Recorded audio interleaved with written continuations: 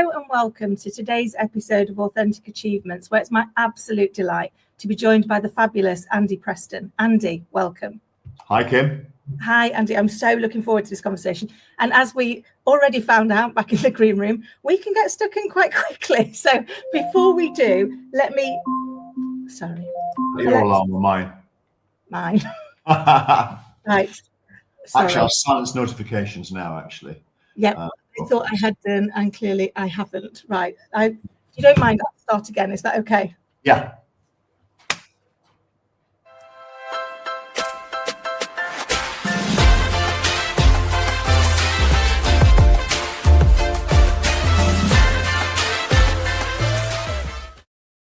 Hello and welcome to today's episode of Authentic Achievements, where it's my absolute privilege to be joined by the fabulous Andy Preston. Andy, welcome.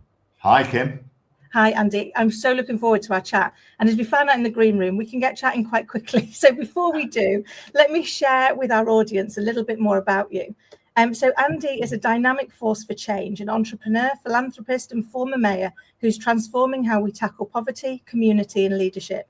With over 12 million raised through his groundbreaking charities, including CEO Sleepout, Andy leads from the front with energy, vision, and action. His sharp political insights and first-hand civic experience make him a powerful voice on national media, while his bold stance against bureaucracy and traditional charity models challenges the status quo. Andy brings candid conversation, real-world solutions, and a fresh take on leadership that's rooted in courage, integrity, and measurable impact. I mean, I just don't know where to start, Andy. There's so much in there that I would love to unpack. But could you start by bringing your journey to life for us, please? Okay, how do we start? I'll tell you what I'll do. I will start with now. How about now? So, and we'll go backwards. Lovely. So what do I do now? I'm kind of like, you know, if I dare use a slightly risque phrase, people say, "What do you do all day?" I say, I dick about, really. I'm always doing different things, but I'm kind of working on a few things right now. So I am doing a little bit of broadcasting. I get invited onto some news channels, talk about politics and current affairs and things like that. I think I've got Times Radio coming up this weekend and LBC next week. And I do that. And I love doing that because I'm passionate, fascinated, and really excited about news, current affairs, politics, ideas that change stuff. So I love all of that. What else do I do? I'm still chairman of CEO Sleepout, a charity that I founded, I think 12 years ago. And that hosts events across the country. Sleepouts raises money to fight homelessness and poverty. And I'm very, very passionate about that. I am absolutely excited when I see people improve their lives. And I'm very depressed when I see people living a bad life, but they don't seem to be able to find a way out of it or want to see a way out of it. So CEO Sleepout helps with that. And on that note, actually, I'm working with a senior politician, the Shadow Secretary of State, Kevin Hollinrake, who looks after communities and local government.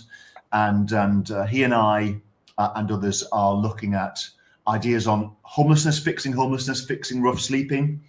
It's a massive task.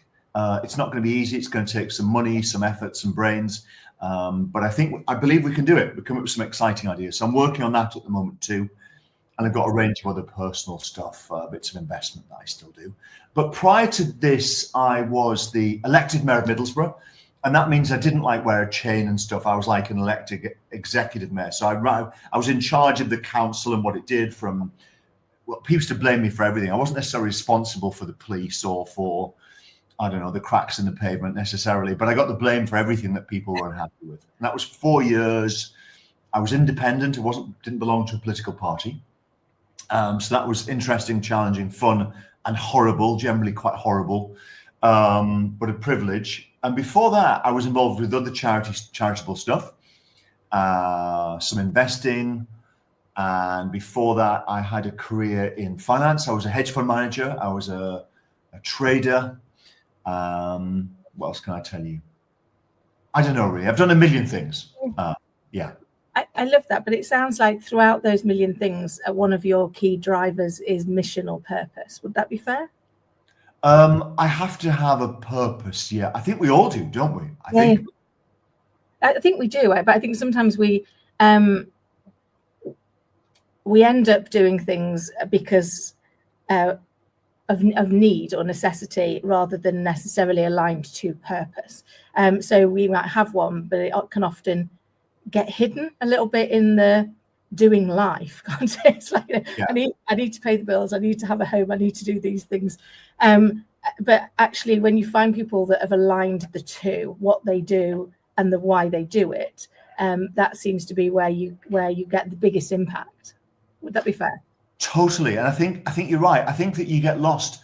I think everyone has to have this mission, this purpose. And I think it gets lost even when you're trying to achieve the goal that's related to that mission. You forget what the mission was and you're just looking at it as individual tasks, which is actually fine when it comes to getting stuff done, but it's not fine when it comes to your well-being and satisfaction and self-confidence. So I think it's really important to keep that mission in mind. And it was my sister that reminded me about the importance of that. And once I did that, once I kind of like centered that in my brain, I suddenly felt more empowered, more energetic, and definitely purposeful, more driven, more determined. I've rediscovered that. So it's fantastic.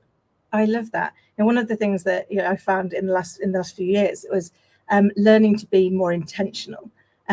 So setting up, like, what I want to do today and why do I want to do that? Like, what's going to be the impact? How's it going to move it forward? And therefore, you do feel more energized.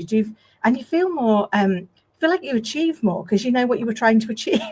Whereas kind of before, there was almost an element of you were doing things, you were achieving things, but you kind of almost never focused on the wins because you were just focusing on the next thing you needed to do, the next activity you were going to place. And I think often, and I'd love your thoughts on this, but particularly in the very social media driven world that we're in, we're all busy chasing the next thing because we think we're behind. I don't know what we think we're behind, but we think we're behind something because everybody else seems to be further ahead or seems to be, not having the same challenges as us. And yet the reality is, everybody's life has some rain in it. Everyone's life has some downsides, doesn't it? As well as up. And we don't always know what other people are carrying. Yeah, you said everyone's life's got some rain in it. I mean, mine's got absolute torrential, incessant showers. Like, no, not showers, torrential rain that bats me every day. And I've had people say to me, like, genuinely, and to be blunt and crude, I'm financially, what's the right way to say this? I'm better off than most. I think ostensibly people look at some things about me and think that I'm just like, I've had people said to me, like, oh, when you drive home at night, does it feel fantastic to drive to your house? I'm like, no. What do you think it feels like? It feels like I'm worried about this, I'm worried about that, I forgot to do this, I'm dreading this tomorrow, am I going to get on with I guess from social media, from little things, we all think that other people are more advanced on a journey to satisfaction, achievement, happiness, but they're not. I mean, some may be and some may not. But the truth is everyone has periods of intense misery, of mild unhappiness, of minor happiness, and then elation. And there's that mixture, isn't it? And some weeks you get more of the misery and some weeks you get more of the like elation. And I think it's about, we were chatting earlier, weren't we? And it's about going with those and accepting that the highs and lows come.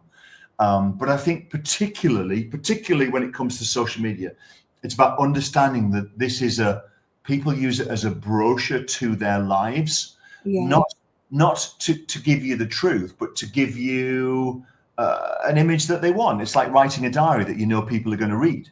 So you only put the great, exciting stuff in. You don't put the fact that whatever. So I think that what's interesting, I'm getting to a separate point, but it's really important, is that we should view social media as people's diaries that they want people to read, where they ham up all the great stuff. And most of us talk down the bad stuff because either we're embarrassed or we just don't want to burden others with problems. But kids in particular have trouble understanding that social media is a curated, vastly over positive snapshot of people's lives, right? And that's why kids, in my opinion, absolutely should have far less screen time, far less access to phones. They should be completely banned in schools. I'm certain that's coming. But in politics, politicians move so slowly, so cautiously, so conservatively that I think it'll take a couple of years before we ban mobile phones in schools. But they should just do it. I know I'm going off the subject. I'm ranting now, but they absolutely should do this. And I wrote to my son's headmaster, and he didn't even really reply.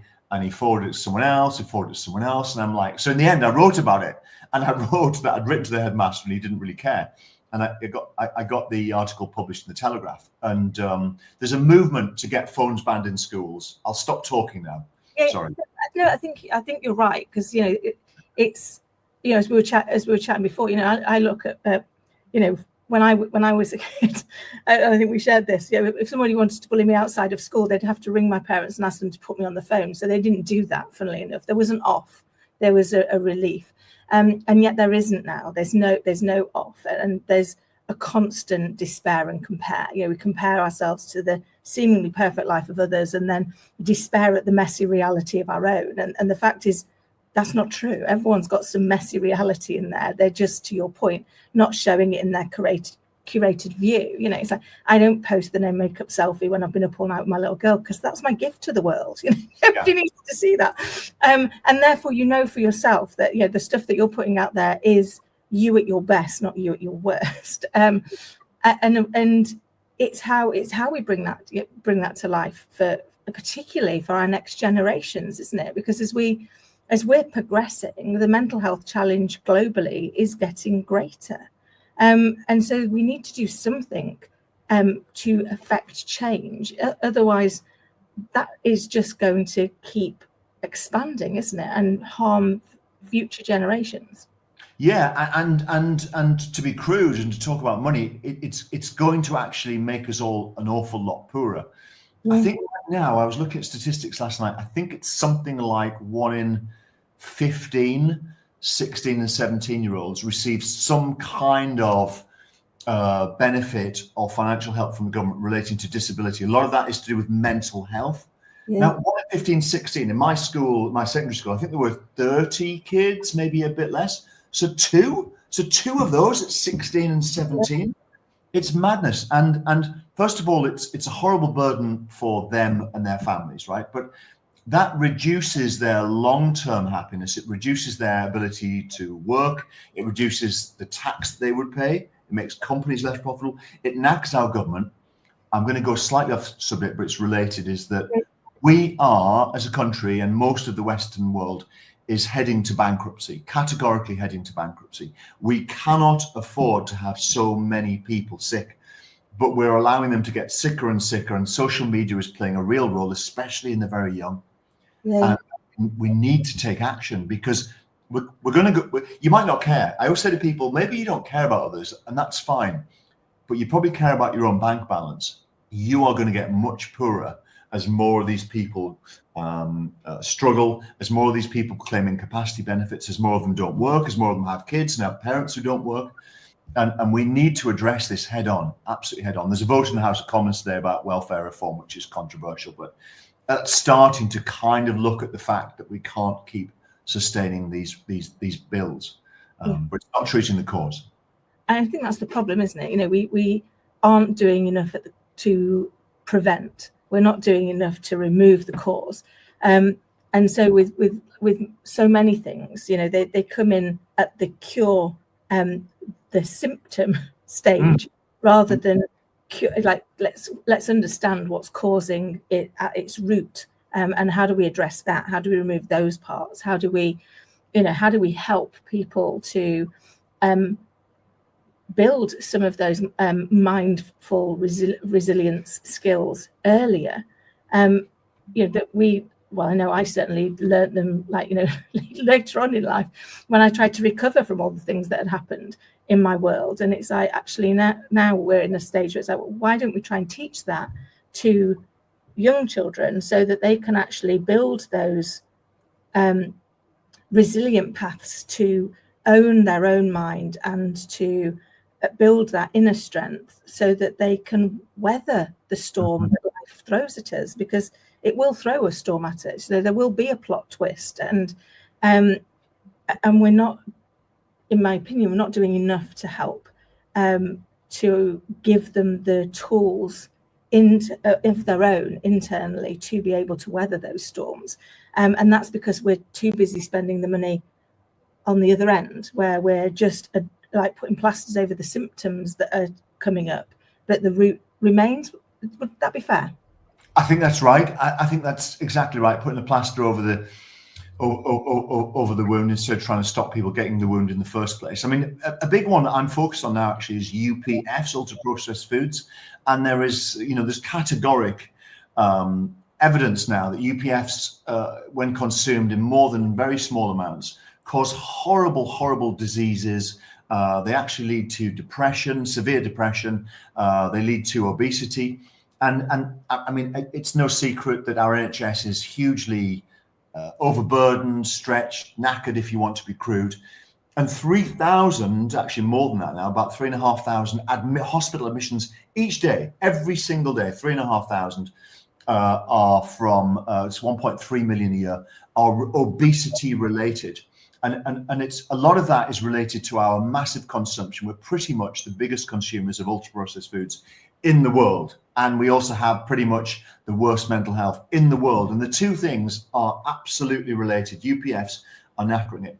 So instead of treating these people at hospital with the symptoms of diseases related to obesity and the symptoms of mental health problems related to UPF consumption, we should tax UPFs, make them more expensive, which does, taxing foods like tobacco, alcohol, it does reduce consumption, and it raises money to help come up with treatments and other great things. So governments, politicians, they're big ones for saying, oh, there's the problem, let's put a plaster over it, as you say.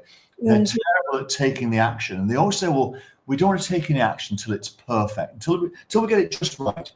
If you want things to be perfect, Kim, you're never going to get anything. You have to take action, and if it's not perfect, you adjust the action later down the line. I'm a great believer in doing stuff now and then adjusting it along the way instead of trying to work out how to make it perfect at the beginning.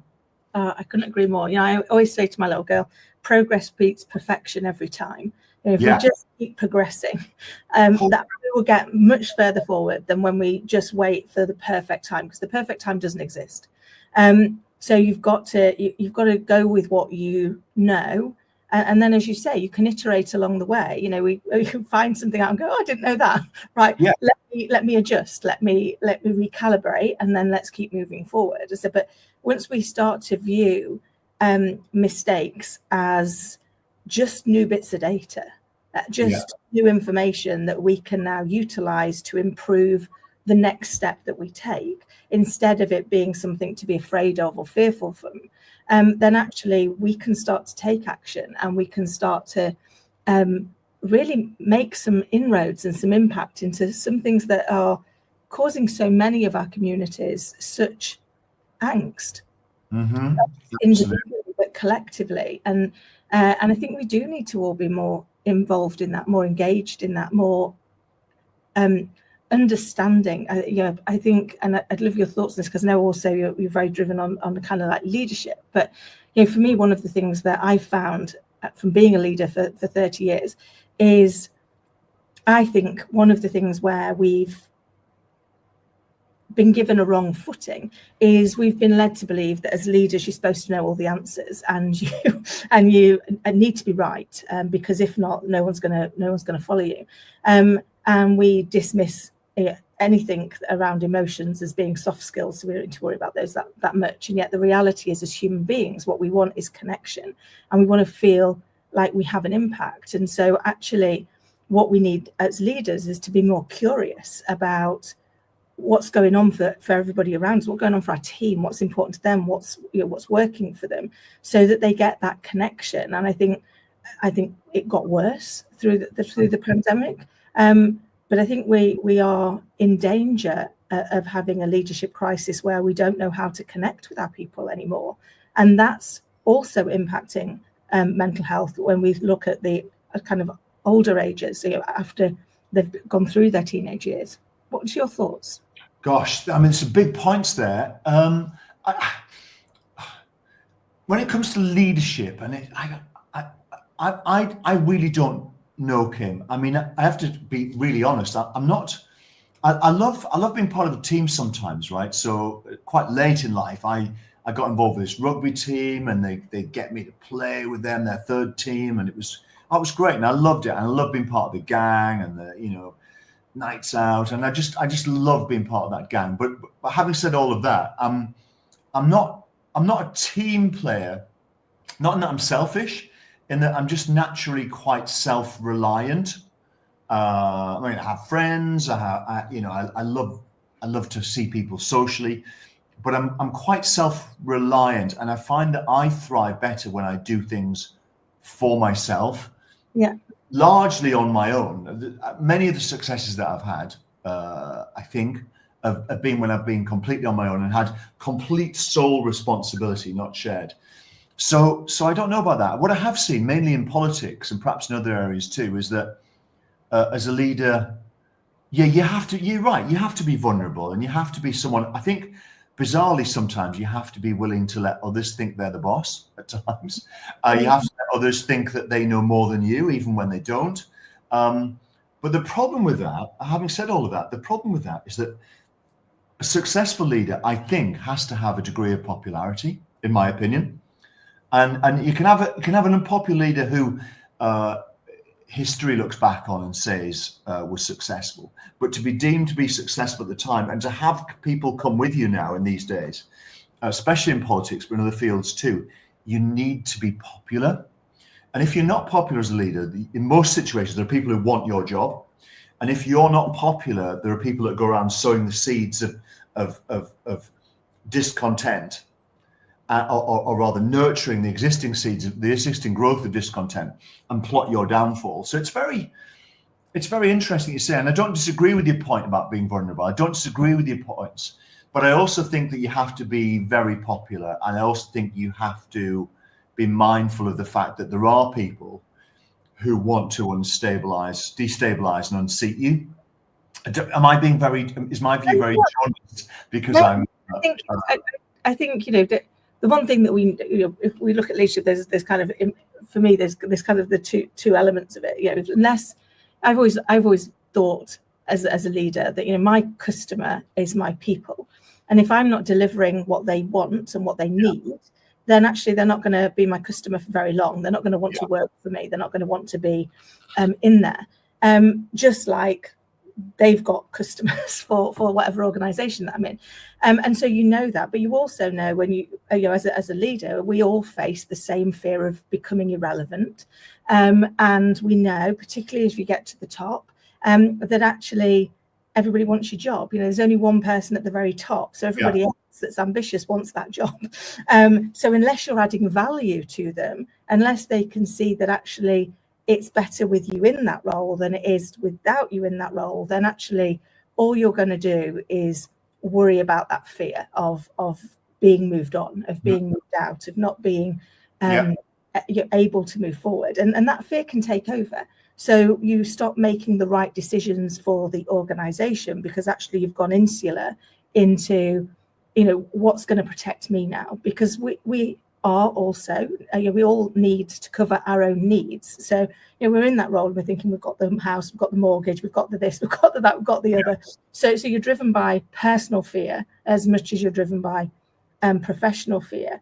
And I think sometimes it's being courageous enough in those spaces to still do the right thing for all, instead of almost just start defending your position and blocking down those other parts, because that usually is what leads to your downfall. You've stopped being open to what's going on, to where the problems are, to where the challenges are in the organization, because you're too busy protecting your space. I think that's true. I think that is true. I think you're right. And I think you're dead right that we have to always do what's best for the organization, for your purpose, what matches your purpose, and you have to articulate that. And it's hard for people to disagree with actually that, so long as you can explain effectively why it is in the best interest. I think you're right. I think it's very tough. I think everyone's got slightly different perspective on leadership. Mine is probably jaundiced from politics, where it's more ruthless, and and everyone thinks they can do, pretty much everyone thinks they can do a better job, pretty much.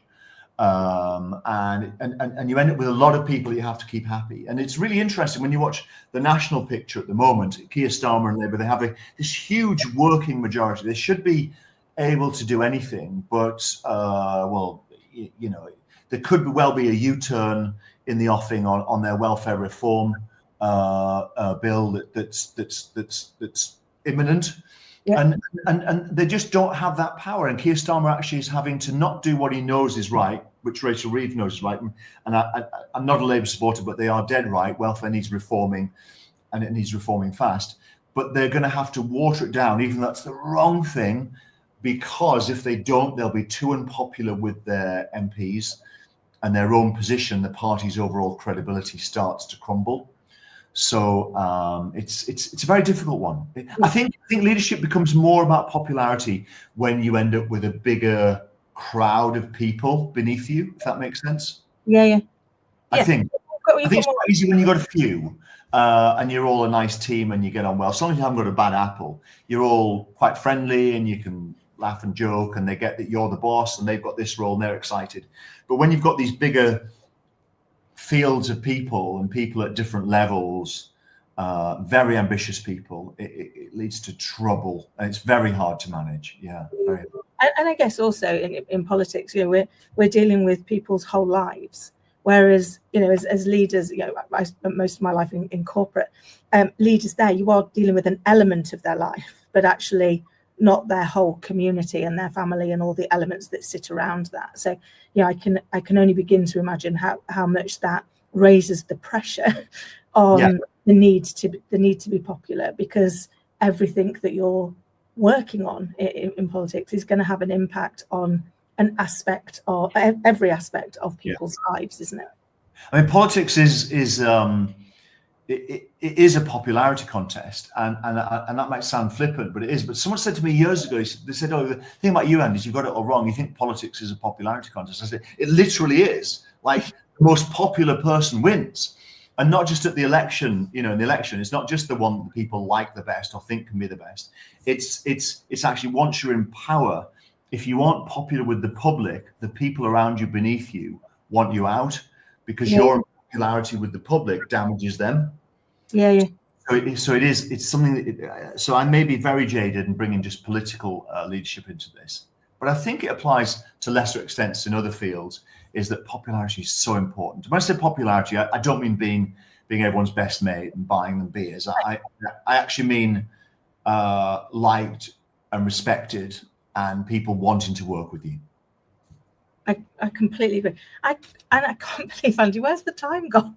We are nearly at time. That just flew. And I've got so many more questions to ask you, but I'm very conscious of time. And I wonder, can you share with the audience how they can get in touch with you and who you'd like to hear from? Who I would like to hear from? Gosh, I don't know. I should have thought about this, shouldn't I? I do not know. Look, I'm on LinkedIn. I post on LinkedIn 3, 4, 5 days a week. Always love to hear from you. It's a funny thing, LinkedIn. Sometimes my posts get reach 1,000 people, and sometimes they reach 300,000 people. But I do like LinkedIn a lot. I'm doing more and more on there. I'm on all of the other social media channels too. I would love to hear from, I don't know, anyone wants to get in touch. Just get in touch. I love to share ideas on politics and current affairs. So any podcast hosts, any journalists, any broadcasters, or anyone with thoughts, comments, suggestions, get in touch via social media. Amazing. And for anybody who didn't get to catch all of that, it will all be in the show notes below. So if you were frantically scribbling, you didn't get it down in time, please don't worry, just look in the show notes and all the information will be there. Andy, I can't thank you enough for coming on and being so candid and sharing your thoughts with us and with the audience. I really appreciate it. Thank you, Kim. Lovely to meet you. And to meet you. And to everybody listening and watching, I hope you found today's show as interesting and insightful as I did. And until next time, take care.